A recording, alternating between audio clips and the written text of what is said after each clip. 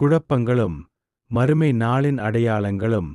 உபைதுல்லாட் இப்னு கிப்தியா அவர்கள் கூறியதாவது, ஹாரிஸ் பின் அபிரபியா மற்றும் அப்துல்லா பின் சவான் ஆகியோர் இறைநம்பிக்கையாளர்களின் அன்னை உம்மு சலமா அவர்களிடம் சென்றனர்.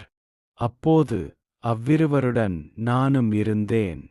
அவர்கள் இருவரும் உம்மு சலமா அவர்களிடம் பூமிக்குள் புதைந்து போகும் படையினரைப் பற்றி கேட்டார்கள்.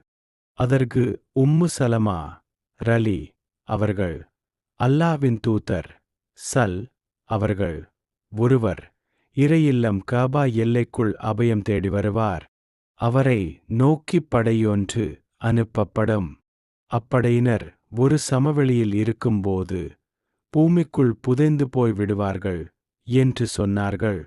உடனே நான், அல்லாவின் தூதரே, நிர்பந்தமாக புறப்பட்டு வந்தவரின் நிலை என்ன என்று கேட்டேன்.